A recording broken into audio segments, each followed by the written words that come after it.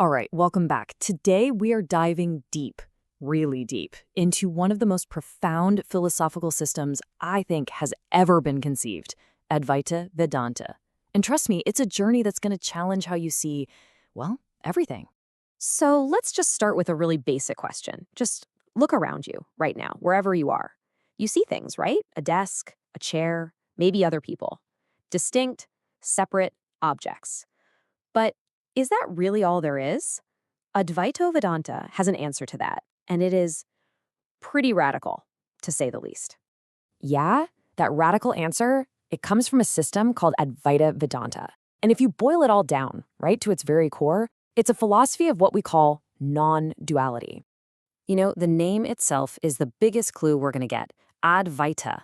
It literally means not to, or non-dual. So what we're talking about is a school of thought that says, look, despite what our eyes tell us, reality is ultimately just one single unified thing, oneness. And let me tell you, this core idea, it's seriously mind-bending. I mean, we go through our day experiencing a world full of separate people, separate places, separate thoughts. Advaita comes along and says, nope, that's kind of an illusion. And this is a really key point. It's not just saying everything is connected like a web. It's going a step further. It's saying reality isn't even made of separate parts to begin with. Okay, so that's a huge concept, right? So how do we, here in the 21st century, even begin to approach this ancient wisdom? Well, that's exactly what we're going to get into next. The traditional way of studying Vedanta, it usually involves, a super deep, scholarly dive into ancient scriptures. And look, for a lot of us, that can feel like a pretty big wall to climb. It's a world we might not be familiar with at all. So for our explainer here, we're going to take a slightly different approach. We're shifting the focus away from the really dense historical debates and more towards the living, universal ideas. We want to get right to the philosophical heart of it.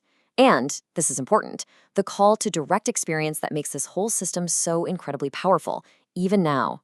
Okay, so with that framework in mind, let's get to it. Let's get to the absolute core of Advaita Vedānta. It is time to talk about the nature of ultimate reality itself.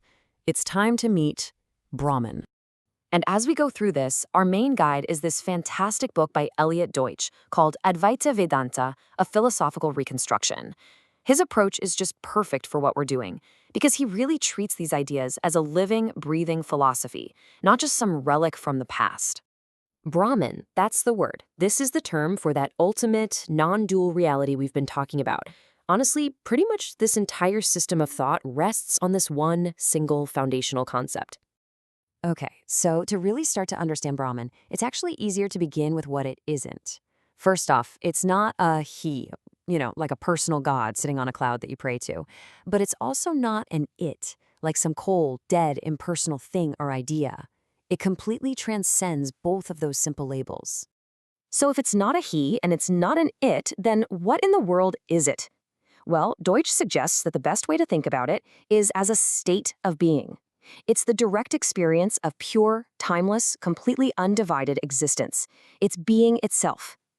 Now, I get it. A state of pure, undivided being, that can still feel pretty abstract, pretty hard to grab onto.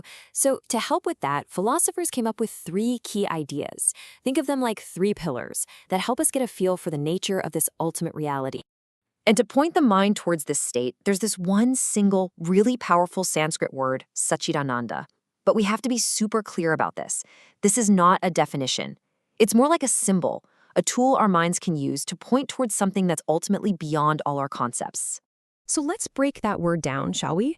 It's made up of 3 parts that you can't really separate. First, you have Sat. That means being, just pure, raw existence that's the foundation of literally everything. Then you have Chit. This is consciousness. And we're not talking about your day-to-day thoughts, but pure, unchanging awareness itself. And finally, there's Ananda. And this is bliss. Not just happiness, but this ecstatic, boundless joy that is the very fabric of that unified state. Okay, so right when you feel like you're starting to get a handle on it, bam! Advaita Vedānta hits you with this profound and honestly kind of beautiful paradox. Eliot Deutsch puts it this way. He says, Brahman is that state which is when all subject/object distinctions are obliterated. Just let that sink in for a second. That means no you looking at a thing, no observer, and nothing to be observed, Just one single, unified field of being and consciousness. And that brings up a huge problem, doesn't it? I mean, how can we even talk about something or even think about something where there's no subject and no object? The very second I open my mouth to describe it, I've created a me describing an it. Language itself forces that separation. So here's the brilliant way out of this paradox. Any word we use, any concept we come up with, even a beautiful one like Saksidananda, is just a signpost. You know that old saying, it's a finger pointing at the moon. The word isn't the moon, and the reality itself, that direct experience of Brahman, is the moon. It's completely beyond any words we could ever use to describe it.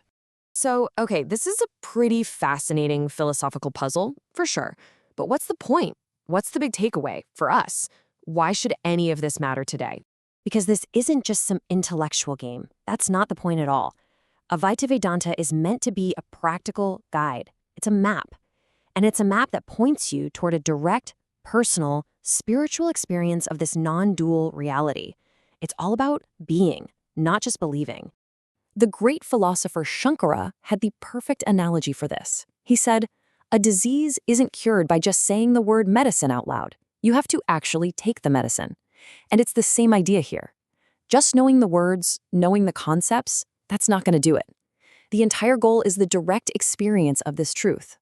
And when that happens, what that realization offers is this absolutely radical shift in how you see everything. It challenges the very foundation of who you think you are. That feeling we all have deep down of being a separate me inside this body, looking out at a world of other things. It really makes you ask, where do I actually end, and where does the rest of the world begin? And that brings us to the final and maybe the most radical question of all. See, we're so used to thinking that consciousness is something we have. It's this little thing that happens inside our skulls. But what if that is the ultimate illusion? What if consciousness isn't something that you have, but it's what you and me and that chair and the entire universe fundamentally are?